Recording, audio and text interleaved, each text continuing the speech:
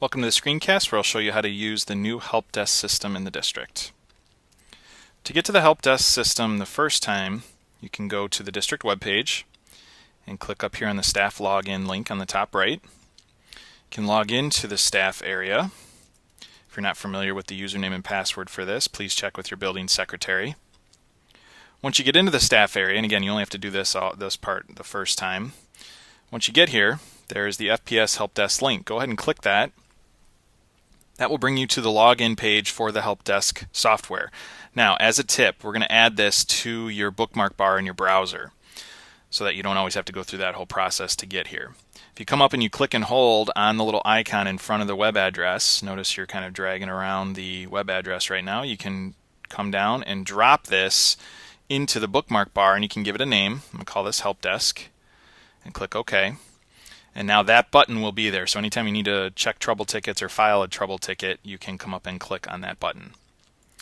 You're going to type in your email address to log in to the system. Once you do that once or twice in your browser, the computer will remember you. And you're going to type in your password. If you're not familiar with the password for this, it was sent in the email along with this video.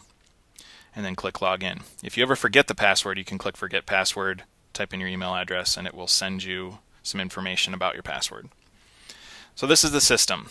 To create a new ticket, you click on Create New Ticket. This takes you to an area where there's some already filled in information for you. You will see that your name is already filled in. Your building, your home building is filled in. If that's not correct, you can click on Change Building and choose your building. Class means the classification of the problem. So if it was a computer issue, an email issue, an equipment issue, a network issue, internet or website issue, you can choose. There's also a handout that we'll send along with this video that has the different classifications listed, so in case you're not sure, you can look on there for some more help. Let's say as an example, I was having a problem with Adobe Reader not opening my PDF files, or maybe the program wasn't working right. I'm going to choose Software, I'm going to choose Adobe, and I'm going to choose Acrobat Reader. So that already gives the technicians a classification of my problem. Serial number. Serial number is how the laptop is labeled. So if I'm working on my laptop, or it could be on how any of the equipment is labeled, you have to put in either model number or serial number so that the technicians can find that equipment on the network. So I'm going to type in FP and the rest of my label that's on the front of my laptop here. If I did not know what that was, let's say I'm working at a computer that is not the one I normally work at. If you're on a Mac, you can open a Finder window, and over on this left side under Devices, if Devices isn't open, you can click this little triangle and you can see right here this is the name of the computer. So that would be the label that you would enter there as well. Under room or cart number, or room number or cart name, this is where if I was working in a certain classroom or if I was working with a certain laptop cart, I would put that information there. I can attach files if you're working with a file that maybe says it's corrupt and you're not able to open it, or maybe you took a screenshot of the issue that was appearing on your computer. You can attach that here just like you would to an email, just like an email attachment. For subject, this is where I'm going to fill in, kind of similar to doing an email, what the problem is and some details about the problem. So Adobe not opening PDF files would be my subject. Here I'm going to put details about what I've already tried, what I've already done, how I've tried to resolve the issue on my own, and then I'm going to click Submit Ticket. Once you submit the ticket, you will get an automated response that says that the ticket was sent in. In that email, it's good to keep that email until your problem is fixed. You will see the information you typed in. You'll also see the ticket number that it was assigned. This is important. You will see how many hours the problem's been worked on. Obviously, if this is the first email, it hasn't been worked on yet. And then down at the bottom, you'll see as you have communications back and forth with the technicians, all those communications will be at the bottom. Let's take a look at one that's been closed.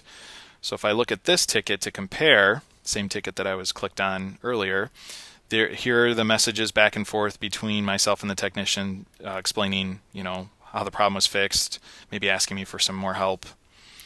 It's good to keep these emails again so you know your ticket number.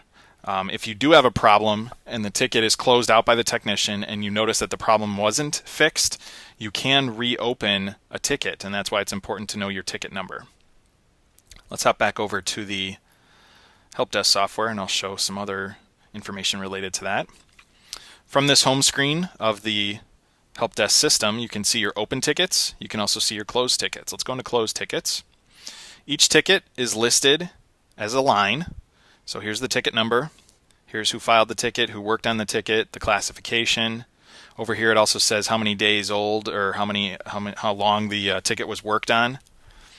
If you needed to go back into a ticket, you can always click on the ticket number.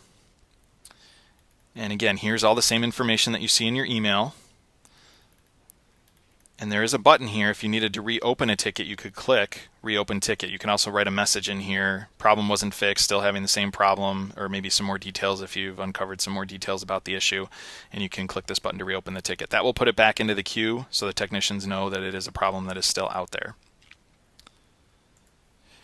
When you get these email messages, you can reply to these email messages. If you're emailing back and forth with the technician, it is okay to reply to these messages. It'll just add it to the messages that are going back and forth.